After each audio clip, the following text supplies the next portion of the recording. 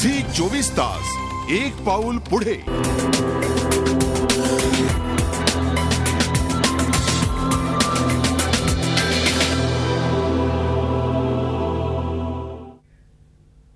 शिवसेना प्रमुख बाळासाहेब ठाकरे यांनी गेली 4 दशकं धगधगत ठेवलेला हा अंगार आज खरंच अंगार राहिलाय का प्रश्न विचारण्याची ही वेळ निर्माण झालीय. अर्थात मागील काही दिवसांचे संदर्भ आणि घटनाक्रम तपासल्यावर या शिवसेनेचं बदलतं रूप आज अधोरेखित व्हायला सुरुवात झालीय.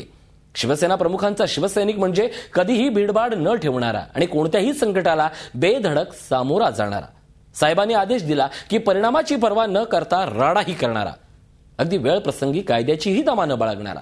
पण शिवसेना प्रमुखांच्या अंत्यसंस्कार झालेल्या जागी उभारलेलं चौथरा असेल, समाधीस्थळ असेल, ज्या पद्धतीनं रात्रीच्या वेळी गुपचूप हलवण्यात आलं ते पाहता शिवसेना नेमकी मवाळ झाली आहे की बॅकफुटवर जाते याची चर्चा सुरू झाली आहे.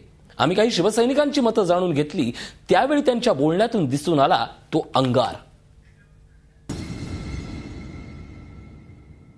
सन्माननीय कैलासवासी शिवसेना प्रमुख बाळासाहेब ठाकरे यांनी 1966ला जी शिवसेना स्थापन केली 4 अक्षरांची, ही महाराष्ट्रातील नव्हे हिंदुस्थानाच्या सर्व हिंदू धर्मांच्या म्हणून मराठी माणसाला धरून ज्याची ओळख ज्या शिवतीर्थावरती झाली आणि जिथे शिवसेना त्यांनी जन्माला घातली. कैलासवासी प्रबोधनकार ठाकरेंचे विचार घेऊन त्यांच्या विचारांना चालना देऊन तिथे जी आज संपूर्ण महाराष्ट्राला मराठी माणसाला सोडून सर्व जाती धर्माला घेऊन तिथे शिवसेना जी स्थापन केली, त्या शिवतीर्थावरती आज आमच्या सन्माननीय बाळासाहेबांचं जे त्यांना अग्निसंस्कार जो केला त्याच्यावरती आमचं सर्वांचं असं मत आहे, सर्व शिवसैनिकांचंच नव्हे सर्वांचंच मत असं आहे की तिथे जी आमची ओळख ज्या शिवसेनेची झाली त्या शिवतीर्थावरती बाळासाहेबांचं समाधीस्थळ तिथं पाहिजे. बाळासाहेबांनी जेवढं अवक्षय घालवलं आणि केलं संघटनासाठी, त्यासाठी आम्ही जीव घालून मरायला तयार आहे. आणि जेवढं बाळासाहेबांनी वाक्य दिलं आम्हाला पुढे जाण्यापासून, वामनराव म्हाडकापासून आम्ही खरे शिवसैनिक आहे. आम्ही कुठं हाणणार नाही, काय नाही, पण आम्हाला येत पाहिजे. जिथं मैदानात अंगणी दिली ना तिथं त्यांची हे पुतळं बांधलं पाहिजे, हे आमची इच्छा आहे. आणि नाही बांधून ठेवले तर सगळे शिवसैनिक आम्ही तिथं हटणार नाही, अजून बी हटणार नाही. साहेब म्हणजे काय होते तुम्हाला हे तरी वाटलं पाहिजे ना कोणाला. ते न वाजता लोकांना फसवण्या करून 4 वाजता त्यांची माती टरकमधना समुद्रात टाकली, हे फी वागे आम्हाला बरं वाटले नाही शिवसैनिकाला. आणि आम्ही काय रात्री 2 वाजेपर्यंत आम्ही तिथं होतो, ते आम्ही आल्याच्या नंतर हे कारवाई झाले. आणि आमचे शिवसैनिक काय करणार, साहेबांचा आदेश आला तर ते मागं हटणारच ना, थोडं बहुत तरी ऐकावं लागणार ना. आमच्या अश्रूंचा हिशेब कोणी द्यायचा, शिवसेना प्रमुखांचा समाधीस्थळ हटवण्याचा निर्णय तुम्हाला दिला कोणी, असा आर्त सवाल या शिवसैनिकांनी केलाय, महिला शिवसैनिकांनी केलाय. अर्थात हा शिवसैनिकांचा मूळ पिंड आहे. आता शिवसैनिक म्हणजे आक्रमकपणा हे ओघानं आलंच. शिवतीर्थावरच स्मारक करा अशी त्यांची ताठर भूमिका या सैनिकांची आहे. कारण या पिढीनं शिवसेना प्रमुख आणि शिवाजी पार्क हे नातं किती विलक्षण होतं, घट्ट होतं, या सगळ्याची प्रचिती घेतली आहे, प्रतिती घेतली आहे आणि अनुभवलंय. त्या पिढीच्या आणि त्या विचारधारेच्या या प्रतिक्रिया आहेत. पण ही झाली एक बाजू. शिवसेना कार्याध्यक्षांच्या नेतृत्वावर विश्वास ठेवणारी शिवसैनिकांची विचारधारा ही संयमावर विश्वास ठेवणारी आहे.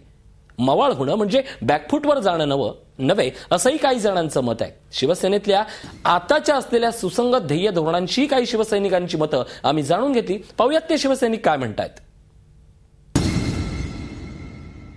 उद्धव साहेब हे एक प्रकारचं संयमी नेतृत्व आहे, आमचा त्यावर विश्वास आहे. आणि शिवसेना प्रमुख जसे म्हणजे आतापर्यंत आम्ही 1966 पासून शिवसेना प्रमुखांचा आदेश हाच मुळामध्ये आदेश असतो आम्हाला, तसाच आज संपूर्ण संघटनेची धुरा उद्धव साहेबांनी आपल्या खांद्यावर घेतल्यानंतर प्रथमच अशा प्रकारची संयमी आणि योग्य भूमिका त्यांनी जी घेतली ती केवळ या महाराष्ट्रातला, या देशातला कायदा आणि सुव्यवस्थेचा प्रश्न निर्माण होऊ नये आणि कोणालाही विघ्न संतोषी लोकांना त्यामध्ये हस्तक्षेप करण्याची संधी मिळू नये, हाच उद्देश होता. योग्यच आहे निर्णय साहेबांचा. आमच्या कार्यकारी अध्यक्ष उद्धवजी ठाकरे यांनी हा जो निर्णय घेतलाय तो योग्य घेतलेला आहे. त्यांचं मत आम्हाला पूर्ण, आम्ही त्या मताशी सहमत आहोत. उद्धव साहेबांनी जो निर्णय घेतला तो योग्यच होता. कारण त्यांनी अगोदरच सांगितलं होतं की शिवसैनिक जो निर्णय घेतील तो मला मान्य आहे, पण त्याच्यामध्ये जास्तच हे व्हायल्यानंतर मग त्यांनी जो हा निर्णय घेतला की समाधीस्थळ वाद वाढू नये, त्या दृष्टीने जो निर्णय घेतला तो त्यांनी योग्य आहे आणि त्यामुळे रात्रीच्या वेळेला ते हटवण्याचं काम आलं. कुठे आक्रमक तर कुठे संयत शिवसैनिकांची ही दोन रूपं आम्ही जाणून घेतली. अर्थात आज 1 महिना झाल्यानंतरही या दोन्ही रूपांचा अभ्यास करणं आवश्यक आहे, कारण शिवसेना प्रमुखांचे दसरा मेळाव्यात एक शब्द होते, एक वाक्य होतं, माझं हृदय तुमच्यापाशीच. ज्यांच्यापाशी शिवसेना प्रमुखांचं हृदय होतं त्या हृदयाची आज चल काय, त्या हृदयाची अर्थवेदना काय, त्या हृदयाचे शब्द काय, तेच जाणून घेण्याचा प्रयत्न होता. मी आपल्यासोबत आहेत आमच्या आजच्या या संपूर्ण सगळ्या घडामोडींवर आम्ही चर्चा करण्यासाठी राजकीय विश्लेषक संदीप प्रधान, ज्येष्ठ पत्रकार आहेत. प्रधान सर, आपलं झी 24 तास मध्ये स्वागत. शिवसैनिकांच्या दोन भूमिका जाणून घेतल्या. एक महिला शिवसैनिक अशी म्हणते की इथनं चौथरा हलवण्याचा, स्मृतीस्थळ हटवण्याचा तुम्हाला अधिकार दिला कोणी, त्या पिढीचा हा सवाल होता. तर आजची पिढी असं म्हणते की जे निर्णय घेतले ते योग्य होतं. या दोन निर्णयाचा शिवसेनेचा आणि आगामी वाटचालीचा अन्वयार्थ कसा लावायचा संदीप सर? मुळामध्ये शिवसेना ही अचानक काहीतरी बदललेली आहे किंवा त्याच्यामध्ये फार बदल झालाय असं नाही. ज्या वेळेला उद्धव ठाकरे यांनी शिवसेनेचं नेतृत्व स्वीकारलं त्यावेळेपासून त्यांनी जाणीवपूर्वक शिवसेनेमध्ये काही बदल करण्याचा प्रयत्न केलेला आहे आणि तो वेळोवेळी आपल्याला जाणवलेला आहे.